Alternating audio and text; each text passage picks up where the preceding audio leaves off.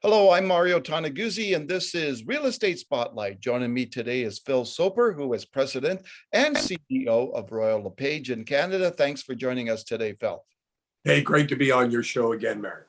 Well, let's talk a little bit about a news release forecast that Royal LePage put out today. We'll talk first about the overall picture in Canada. It's showing a forecast of prices rising by 10.5% in across the country in 2022. Tell me a little bit about what factors are contributing to that forecast. It'd be a combination of strong economic fundamentals coming out of the pandemic. The economy is doing quite well. Full-time employment in particular is strong. And there's this continued hyper focus on the importance of our homes. So if we finish the year 2021 at approximately 16% price increases, we are seeing some moderation in that home price inflation, but obviously still a very strong market. Let's talk a little bit about that market across the country. Why is it so strong? Why is demand so strong continuing on? Price increases are rising, or prices are rising at the pace they are because of the imbalance between the number of people looking for homes and the number of homes available for sale. In Calgary and in major cities right across Canada, we have a housing shortage. It's one of the great social issues of our time. By some estimates, as many as 2 million homes short of what we need in this country. So it's a big problem, and one that all levels of government are catching on to and putting focus. The demand side is demographically driven first and foremost. Our largest population cohort in Canadian history, the millennials, are moving into their own homes. They're leaving their family homes and moving into their own homes in large numbers. Now the oldest millennials are leaving those entry-level homes and into move-up family homes. There's a lot of them, and that alone takes a lot of housing.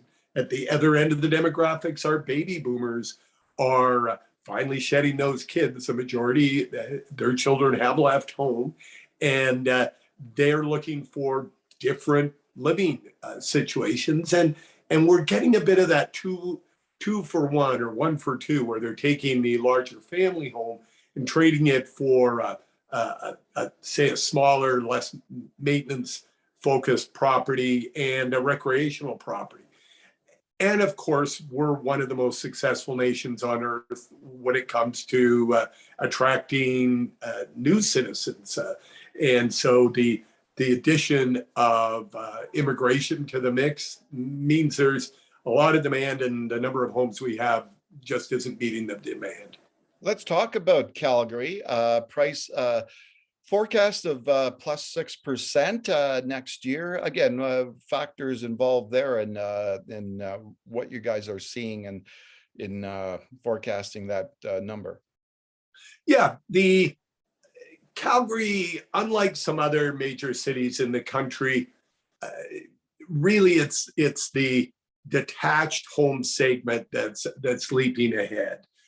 In Toronto, for example, we expect condominium prices to outpace detached home prices simply because they look so attractive in comparison. In Calgary, we've had an issue with oversupply on the condominium side for a few years now, and that's still playing out. So we expect condominium prices to be just slightly up, call it 2% in 2022. Whereas detached home or aggregate prices, we're looking at overall, when you mix in the detached homes, rising at 6%, which is pretty healthy. If you look at Canada over the last half century, we've averaged between 5 and 6%. So it's our healthiest major market in Canada as far as housing goes. When you see double-digit price increases, it's not a healthy market. It's out of balance.